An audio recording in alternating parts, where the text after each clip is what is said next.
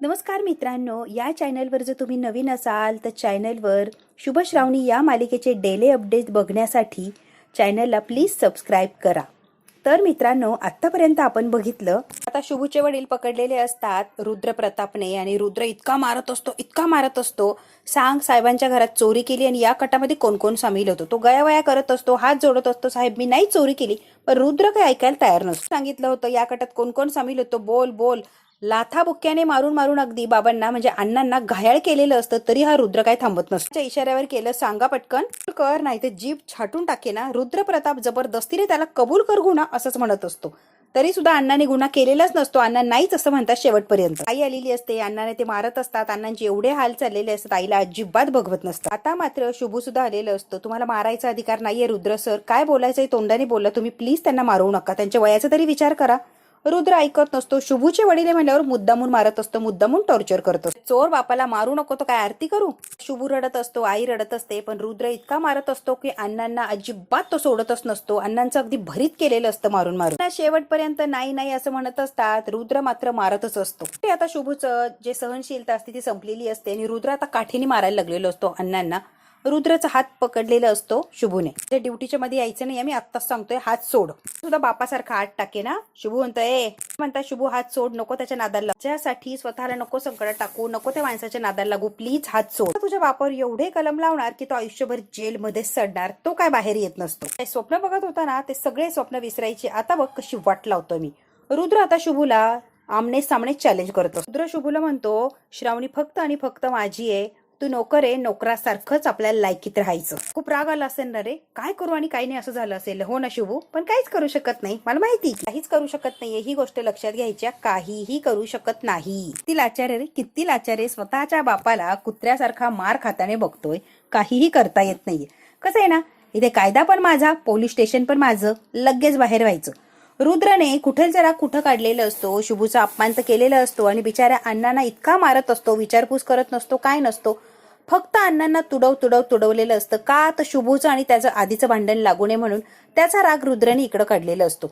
आता धक्के मारून शुभूला त्या स्टेशनच्या बाहेर काढलेलं असतं. आई म्हणते शुभूला लागणार. थोडक्यात शुभू असलेला असतो, नाही तर शुभूला फार असं लागलं असतं. आई रडत असते तरी या रुद्राला काही दयामाया येत नसते. तो मुद्दाम टॉर्चर करत असतो. शुभू सुद्धा हतबल झालेला असतो, त्याचं सुद्धा काही चालत नाही. तू घरी जा, आम्ही अण्णांच्या जवळ थांबतो प्लीज. नाही मी नाही जाणार आहे. रुद्र आता अण्णांना इतका मारत असतो की त्या मारण्याला लिमिटच नसतं. त्याचा जो हाताखालचा जो इन्स्पेक्टर असतो तो म्हणतो, रुद्र सर फिर से वही जानवर बन रहे हैं जो हमेशा बनते हैं. कोई वजह मिल गई तो इतने जानवर बन जाते हैं कि किसी को भी उन पर काबू नहीं आ सकता. अभी तो वही जानवर बन गए, अभी या आदमी की कोई खैर नाही.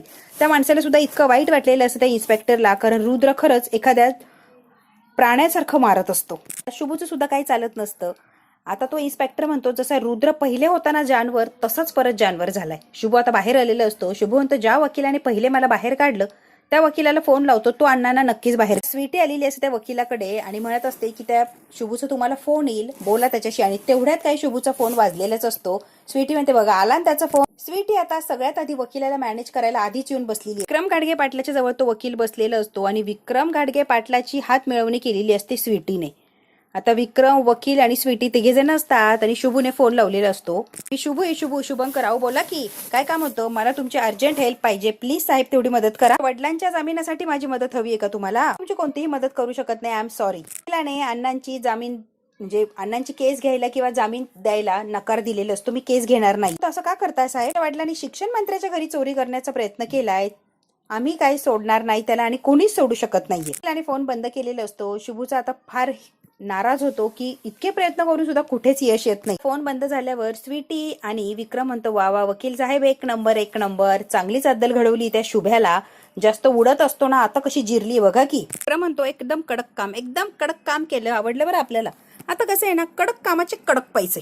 आम्ही जेव्हा बोलू, फोन करू तेव्हा परत यायचं. धन्यवाद साहेब, तुम्ही बोलवा, आम्ही येणार म्हणजे येणारच. वकिलाने भरपूर पैसे मिळालेले असतात आणि शुभूला जागेवर नाही म्हटलेलं असतं, फक्त पैशांसाठी.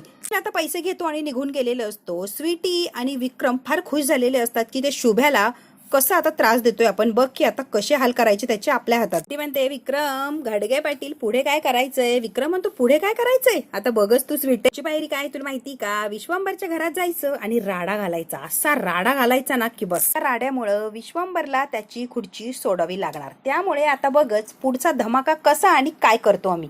स्वीटी इतकी निर्लज्ज असते की साहेबांच्या विरोधात सुद्धा गेलेली असते. साहेबांच्या बहिणीचं ऐकून साहेबांच्या विरोधात गेलेली असते. स्वीटी आणि विक्रम हसत असतात. एक नंबर एक नंबर एक नंबर एक नंबर म्हणजे काय? एक नंबराच्या नंबर. तू आता दुसऱ्या वकिलाकडे आलेला असतो. कुठून तरी वकिलाचं काम व्हावं आणि माझ्या बाबांना बेल मिळावी यासाठी शुभू धडपड करत असतो.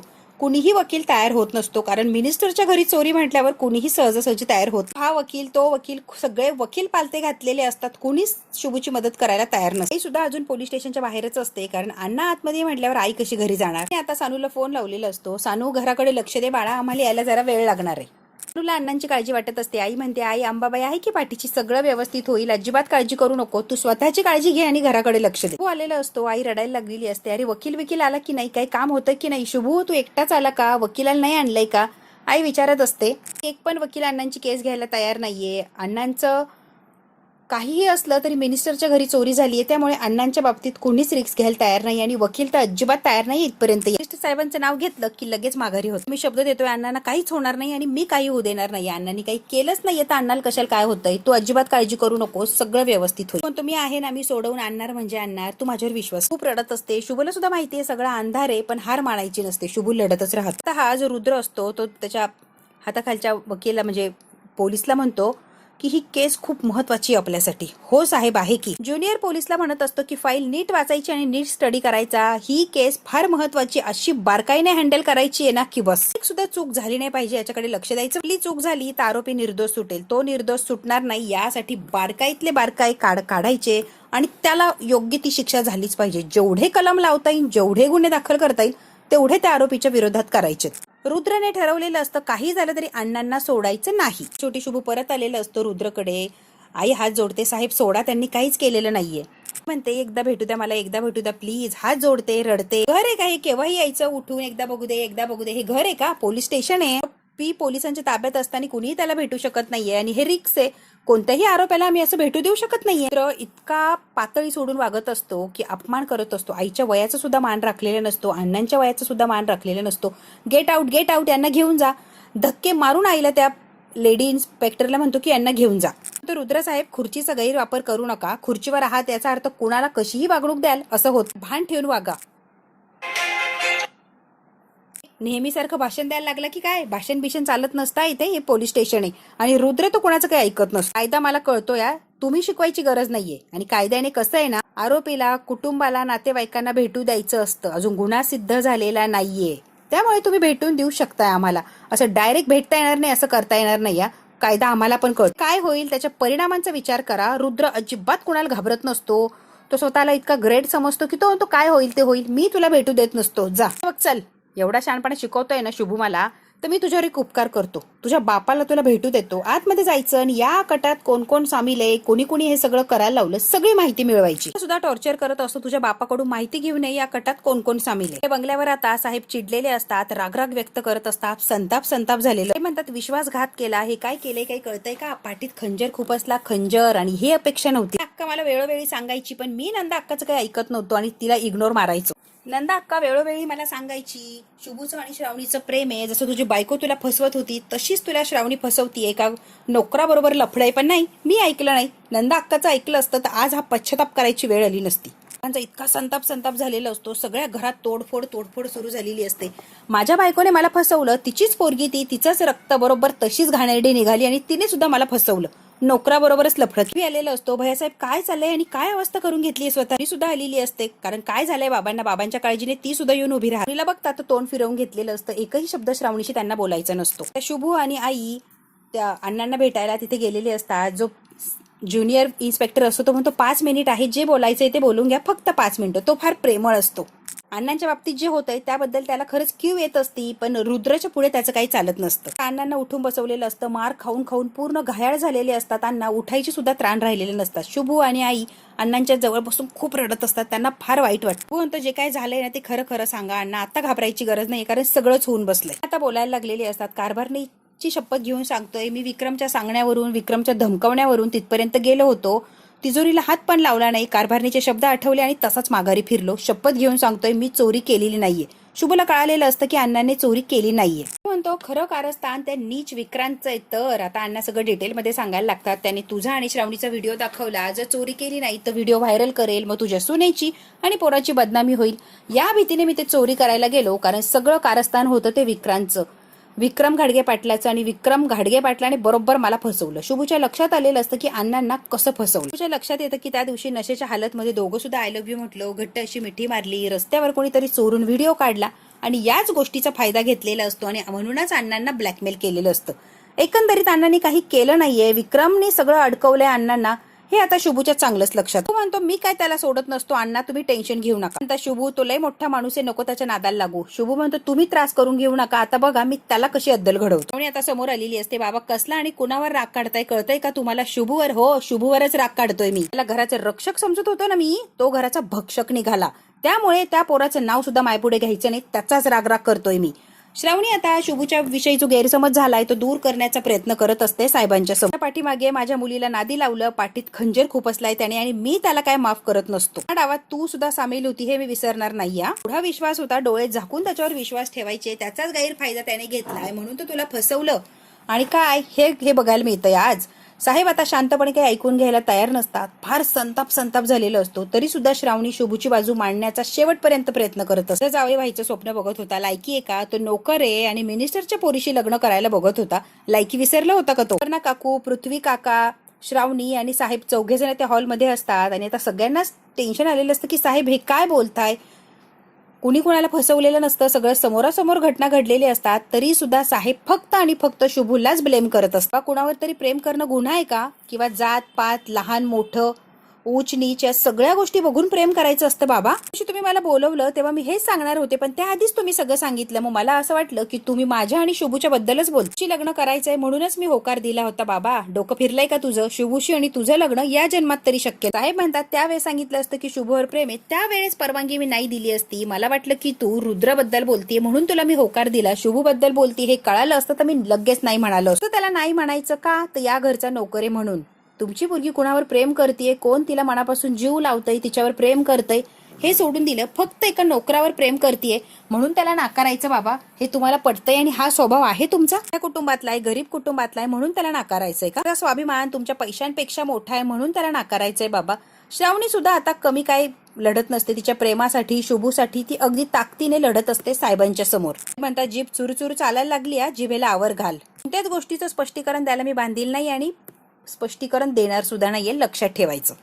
एक गोष्ट कायम लक्षात ठेवायची, तुझं आणि शुभूचं लग्न या जन्मात होणं शक्य नाही आणि मी असताना तर ते शक्यच नाही. मी कधी हे होऊ देणार नाहीये, लक्षात येतंय का? त्याच्यामुळे त्याचा नाद तर सोडूनच द्यायचा. तो रुद्रप्रताप इन्स्पेक्टर स्वतःहून इथे आला होता तुमच्या लग्नाला होकार द्यावा मी, किंवा लग्नासाठी पुढाकार घ्यावा, लग्नासाठी त्याने होऊन तुझ्या मागणी घातली आणि मी त्याला एक जावई म्हणून पसंत केलं होतं, कारण रुद्रप्रताप काहीतरी वेगळा आहे आणि आपल्या स्टेटसला शोभणार आहे म्हणून मी स्वतः त्याला होकार दिला होता. आणि लग्नासाठी बोलणी सुद्धा तुझ्याबरोबर मी म्हणूनच केली होती.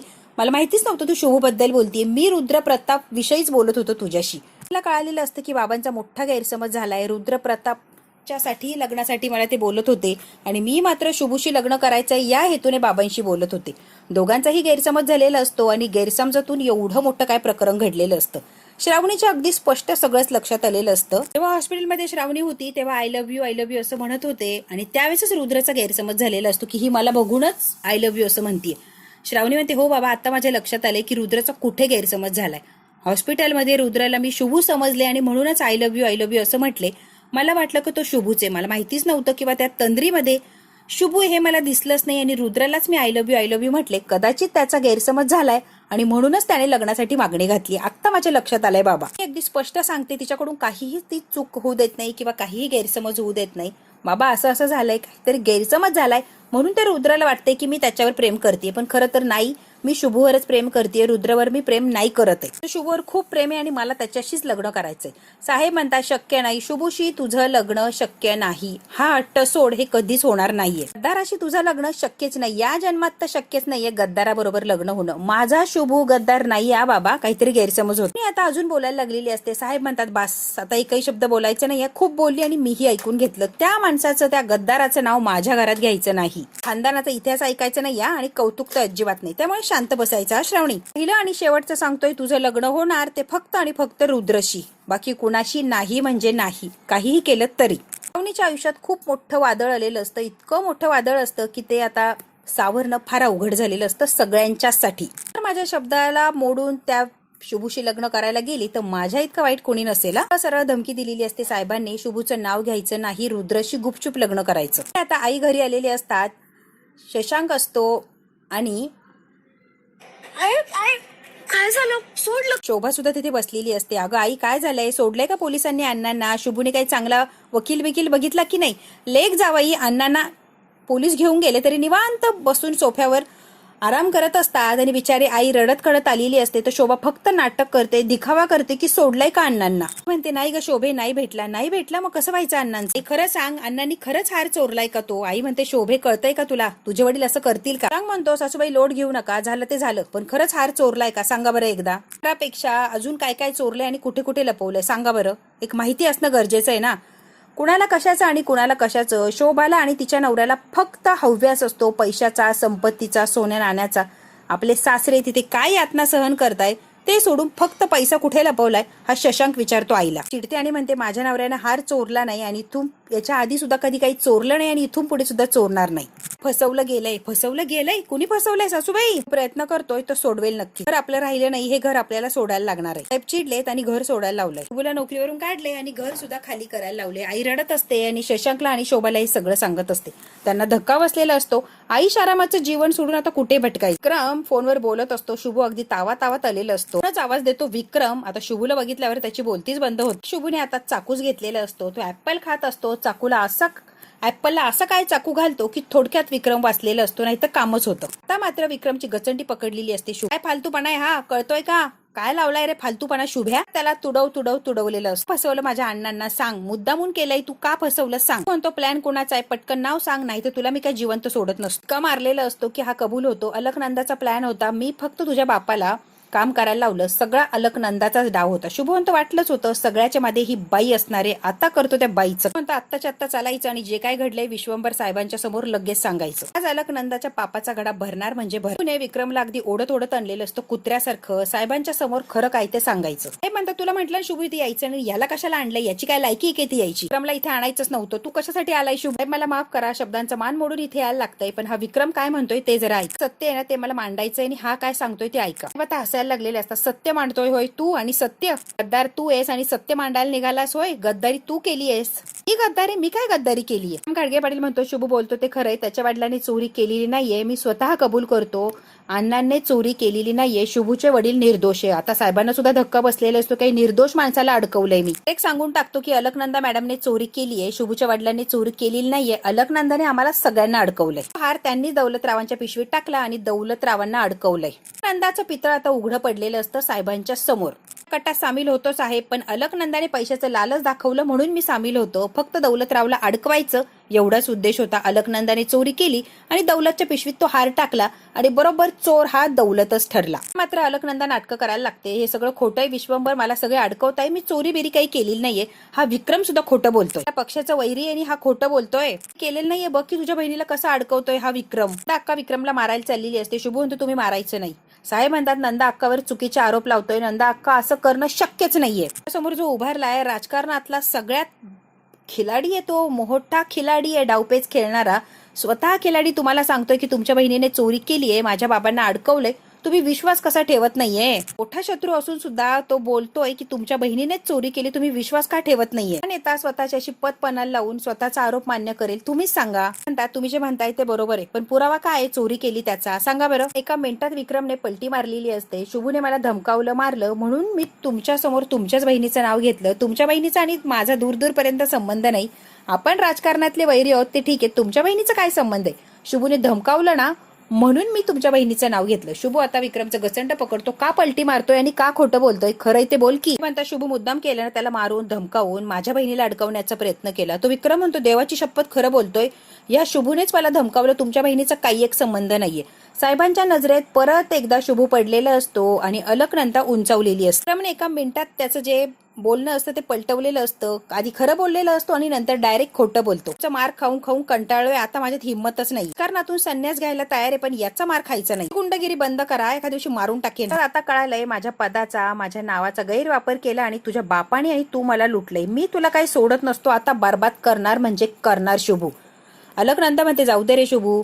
शुभूचा बाप आधीच जेलमध्ये गेलाय विश्वंभर, आणि तो जेलमध्ये गेल्यावर घरचे लोक काय करतील? दगडमाती खातील. दे सोडून याला, बाप तर जेलमध्येच राहणारे सडत, याला तरी बाहेर राहू दे. अलकनंदा मुद्दाम बोलत असते साहेबांच्या समोर, जेणेकरून फार ती चांगली असं दाखवत असते. माझ्या पाठीत खंजीर खूप असतो, त्याला मी सोडत नसतो. कर्माची सजा मिळणार म्हणजे मिळणार. अलकनंदा विक्रम घाडगे पाटील एका याच्यात पलटी मारलेली असते आणि अलकनंदाला त्याने सगळ्या याच्यातून बाजूला केलेलं असतं आणि शुभूला परत अडकवलेलं असतो.